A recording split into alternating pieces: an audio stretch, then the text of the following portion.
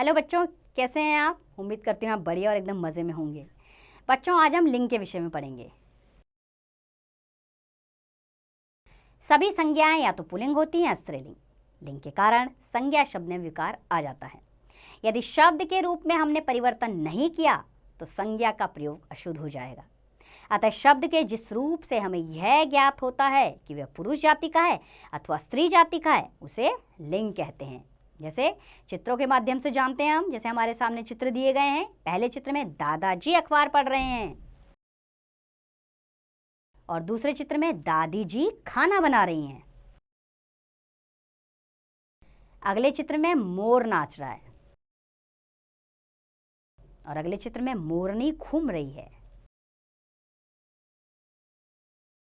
तो बच्चों, इन वाक्यों में दादाजी तथा मोर शब्द हमें पुरुष जाति का बोध करा रहे हैं, जबकि दादी जी तथा मोरनी शब्द हमें स्त्री जाति का बोध करा रहे हैं। आइए लिंग के भेद जानें। लिंग के दो भेद होते हैं। पहला है पुल्लिंग। पुरुष जाति का बोध कराने वाले शब्द पुल्लिंग होते हैं। जैसे हमारे सामने 3 चित्र दिए गए हैं। पहले चित्र में सिपाही है, पहले चित्र में सिपाही है, दूसरे में डाकिया, तीसरे में भालू। ये क्या है? पुल्लिंग है। दूसरा है स्त्रीलिंग। स्त्री जाति का बोध कराने वाले शब्द स्त्रीलिंग कहलाते हैं। आइए चित्रों के माध्यम से देखें। हमारे सामने 3 चित्र दिए गए हैं। पहला चित्र नौकरानी का है, दूसरी अध्यापिका का और तीसरी लोमड़ी का है। ये तीनों चित्र हमें स्त्री जाति का बोध करा रहे हैं। आइए लिंग की पहचान समझ लेते हैं कैसे की जाती है। संज्ञा शब्द प्राणीवाचक तथा अप्राणीवाचक 2 प्रकार के होते हैं। प्राणीवाचक शब्दों का लिंग पहचानना तो सरल है। यदि वे पुरुष जाति के हैं तो पुल्लिंग होंगे और यदि स्त्री जाति के हैं तो स्त्रीलिंग। किंतु कुछ प्राणीवाचक संज्ञा शब्द सदैव पुल्लिंग या स्त्रीलिंग में प्रयुक्त होते हैं। अप्राणीवाचक संज्ञा शब्दों के लिंग की पहचान करना थोड़ा कठिन है, क्योंकि उनमें लिंग निर्णय परंपरा के अनुसार है।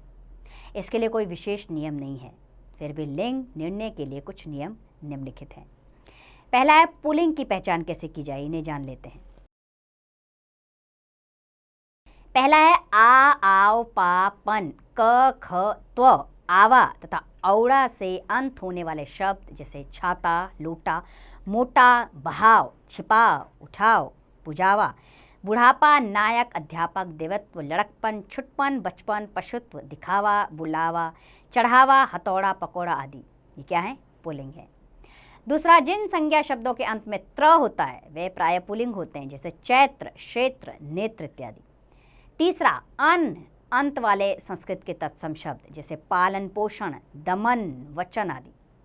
चौथा है ज प्रत्यय से बने संज्ञा शब्द जैसे जलज, पंकज, सरोज आदि।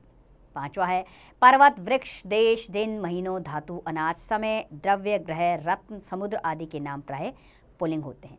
जैसे पर्वतों के नाम मलय, हिमालय, सतपुड़ा, वृक्षों के नाम टीक, देवदार, पीपल, अनार, देशों के नाम चीन, भारत, रूस, दिनों के नाम मंगलवार, बुधवार, बृहस्पति आदि, महीनों के नाम मार्च, अप्रैल, जून, चैत्र, बैसाख आदि, धातुओं के नाम लोहा, पीतल, तांबा आदि, अनाजों के नाम चना, मक्का, गेहूं, धान आदि, समय के नाम घंटा, मिनट, सेकंड, द्रव्य जैसे तेल, घी, डीजल, जल आदि, ग्रहों के नाम सूर्य, चंद्र, मंगल, बुध आदि, रत्न जैसे नीलम, मूंगा, हीरा, पन्ना आदि,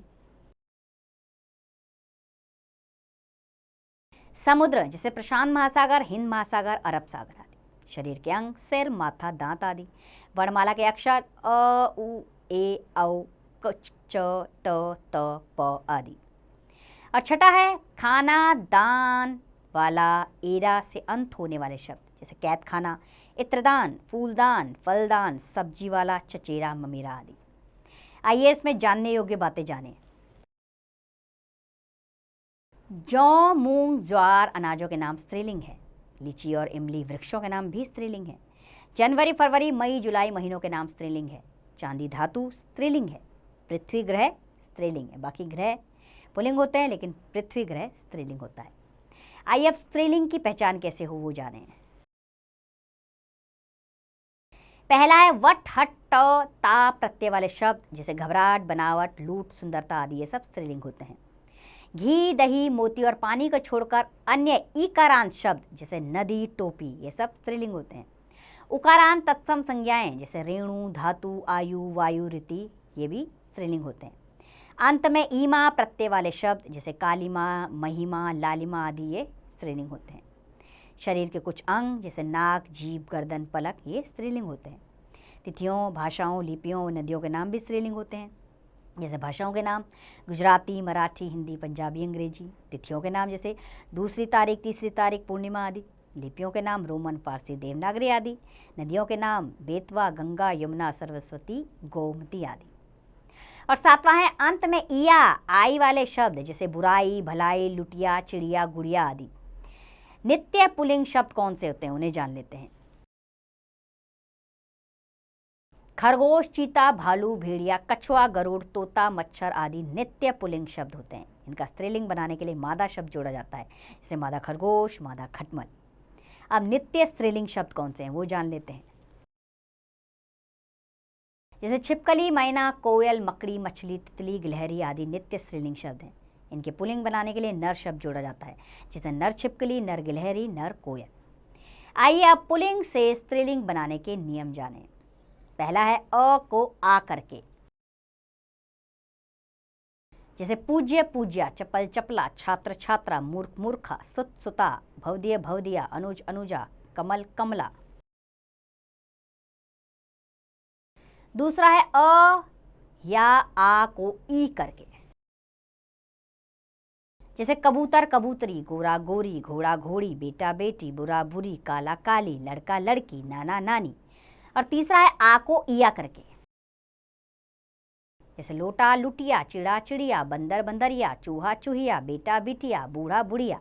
और चौथा है व्यवसाय सूचक शब्द पुल्लिंग शब्दों के अंतिम स्वर को इन करके,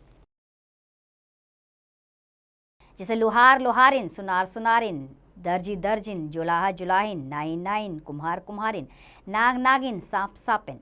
और पांचवा है कुछ संज्ञा शब्दों के अंतिम स्वर के स्थान पर आनी अथवा आणी जोड़कर,